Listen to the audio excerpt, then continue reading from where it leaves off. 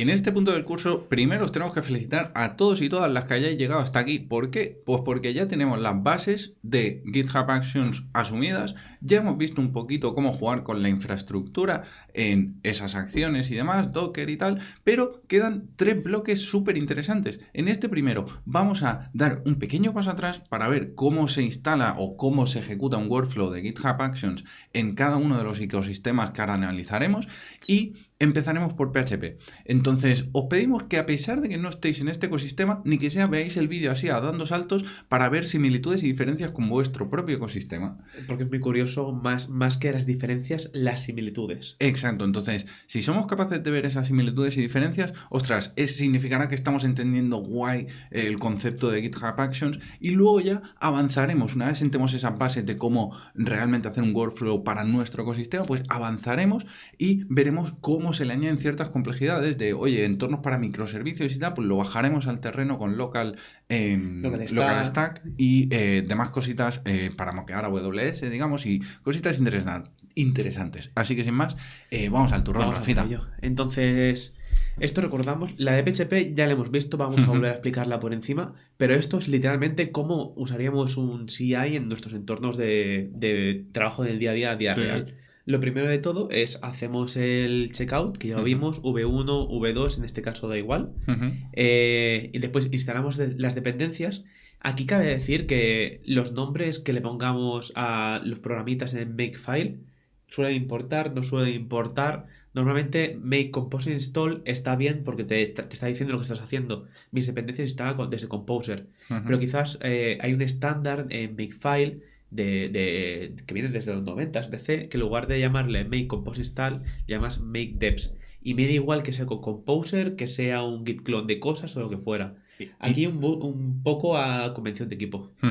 Aquí, interesante, bueno, has dicho, quizás hay un estándar, no, realmente lo hay. Entonces, aquí ya os dejamos en vuestra mano seguir ese estándar o no. Entonces, primero, instalamos todas las dependencias y esto es algo que es interesante en PHP porque, ojo, pudiera parecer que es algo trivial de, vale, pues hacemos un compose install, si ya lo habéis explicado, ¿para qué hacer énfasis en esto? No, ya que estamos en un vídeo particular del ecosistema PHP, vamos a mencionar algunas cosas particulares de este compose install. Y es que si nos fijamos, si vamos al makefile, estaremos viendo cómo realmente usamos un contenedor temporal totalmente. Aquí lo vemos, el run levanta un contenedor ad hoc para esta acción y esto lo que implica es que en nuestro contenedor donde realmente se van a ejecutar los tests o vamos a llevar a producción, etcétera, etcétera, etcétera, ahí no lo vamos a estar ensuciando, por así decirlo, con todas aquellas cosas relativas a Composer. Aquí estamos cabe decir que también nosotros somos los pijillos y le damos muy finos. Exacto. Y esto es ser muy puristas. Exacto. Es ser muy puristas y que no hace falta siempre ser tan puristas. Correcto, porque además esto, quieras que no, tiene sus contraprestaciones también, tiene sus beneficios de que te quedan las imágenes súper limpias y todo lo que quieras. Y pequeñitas, Y pequeñitas, pero luego también tiene las contraprestaciones de, a la hora de estar desarrollando, para hacer cualquier cambio de dependencias, ya sea un compose install, un compose update o añadir una dependencia, lo que fuere, pues vamos a tener que estar pasando por estas imágenes temporales o estos contenedores temporales porque no tenemos composer en esa imagen donde estamos desarrollando continuamente lo que sea. Con lo cual, gusto del consumidor, nosotros os damos las opciones, vosotros elegís. Totalmente. Entonces, si volvemos a nuestro fichero, arrancamos el entorno que es Docker Composer -d, levantar el Docker Compose. Y aquí lo mismo, make start es relativamente estándar. Si quieres poner make lo que fuera, start environment, todo para adelante, o si quieres usar directamente aquí el Docker Compose -d porque no te gusta makefile y es algo normal, porque a no todo el mundo gusta makefile, convención de equipo y para adelante. Para adelante.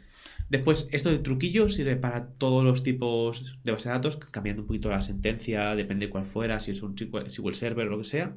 Pero simplemente, si tenemos servicios que tardan algo en iniciarse, esperemos a que se inicien, bloqueemos el hilo para después poder usarlos. Si no, nos dará un error de que no se puede conectar. Exacto, los test de infraestructura que realmente sí que hagan uso de esa infraestructura, ya sea una base de datos, colas de Rabbit que levantemos, lo que fuere, esos test cuando vayan a ejecutarse, si no han esperado de forma bloqueante, como dice Rafa, pues van a fallar los test. Entonces, o nuestro local stack, que ya lo veremos. O nuestro local stack. Y por último, lanzamos los tests. Aquí nosotros solo estamos lanzando los tests. Como test, dentro de MikTest podemos entender que son los tests más el linter que siga todo el estándar de código. podemos separarlo en 2 pasos, uno los test y otro el linter, podemos hacerlo en paralelo, también un poco al gusto del consumidor, como lo hagáis por equipo. A mí me gusta más tenerlo como 2 pasitos por separado, y el linter, si puedo, lo pongo lo más arriba para que pete lo primero antes que se ejecute. Por ejemplo, para el linter no hace falta la base de datos, pues lo pondría antes de esto, porque así ya peta y digo, oye, tú te has saltado los GitHooks, ¿eh? Exacto. Aquí, cositas interesantes. Ahora hemos hablado de GitHooks que ha salido así de repente. Más cositas. Tema de entender que toda validación rápida que podamos hacer antes de ir a montar toda la infraestructura, esperar que eso se levante y tal, pues mejor que mejor. Y estamos hablando de cosas como, por ejemplo, Composer Validate. Es decir, Composer tiene un comandito que es Validate, que nos valida que el Composer.json está actualizado, o al revés, el Composer.log está actualizado conforme el Composer.json que tenemos, y todo este tipo de cosas la estructura del JSON de Composer es correcta, y todo ese tipo de cosas que no llega a ejecutarse. Entonces aquí pues podríamos perfectamente hacer un validate antes de efectivamente hacer el install de esa dependencia, porque ya nos ahorramos ese tiempo. Entonces todo eso que sea acortar, al final el objetivo es acortar el feedback loop que tenemos a la hora de subir código y ver si realmente todo está guay, pues todo eso más que bienvenido. Y hablabas ahora de GitHooks, cuéntanos un poquillo. Básicamente lo que hacemos es, oye, hemos definido como equipo unas reglas que somos pijillos, como somos tú y yo, y nos gusta que cuando tengamos una clase ya hay 2 asignaciones seguidas, vamos a ver cualquier clase aquí abierta, hago creator, cualquier cosa que tengamos, y mira, justamente esta no tiene. Justamente esta no tiene 2 asignaturas. Vale, esta. Aquí sí. Que esté igual, alineado, los iguales. Somos así pijillos, hemos definido este estándar como equipo porque se lee mucho mejor, esto más lineal. Claro, si esa boquilla es fácil que después hacemos pair programming o hacemos pull request y que se nos pase esto por alto y que alguien comite esto así y acabe el código de producción. Y después venga otra persona y diga, uy, qué feo este código. Para forzar estas cosas, podemos llegar a forzar estas convenciones a código. Podemos tener unas reglas con CSFixer, por ejemplo. CSFixer, PHP, bueno, hay un montón de estos, para poder forzar estas reglas y que después estas reglas se ejecuten en nuestro CI. Pero claro, porque eso quizás ya es muy tarde y sin querer no queremos estar tampoco tan lentos de haga un push, que vaya al CI, haga el build y ejecute, podemos ponernos GitHooks, que no viene nada más que ser que cuando hagamos un commit o antes de hacer el push, depende cuánto tarde lo que elijamos, se ejecute un comandito en local, que en este caso lanzaría esta regla de validador del linter para ver si todo tiene sentido. Interesante, el curso de Git no es solo un curso introductorio. Podéis ir al curso de Git y saltaros las primeras lecciones de pues introducción puramente de qué es un commit y demás, y luego ir directamente a las de la parte del 25% del curso para adelante, donde hablamos tanto de GitHooks como de distintos Git flows y cositas más avanzadas. Entonces, si queréis ver cómo llevar a cabo esto, pues ahí lo tenéis. Entonces, volvemos al tema. Estábamos en nuestro CI.yaml y aquí ya hemos acabado. Ya hemos ejecutado los test y demás. Simplemente, ahora me he acordado, recomendar eso, como linters de estilo y demás. Tenéis PHP Code Style Fixer, CSFixer, de la peña de la gente de Sensio Labs, de la gente de Symfony. Y luego también, históricamente, el más tradicional viene siendo Code Sniffer. Entonces, Code Sniffer, que ya desde hace un tiempo le costó algo, pero también se adaptó al ecosistema de dependencias por Composer y tal, y no hace falta instalarlo como antes, que era un también poco... También está PHP Stand para validar más cosillas por encima, y el de Vimeo PSALM están saliendo herramientas muy potentes, muy divertidas.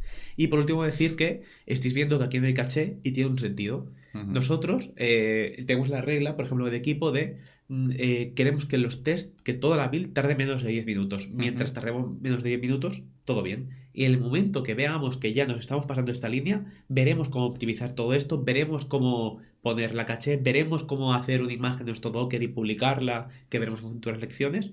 Pero si no nos hace falta, tampoco le demos tanta prioridad a esto hasta que sea necesario de verdad.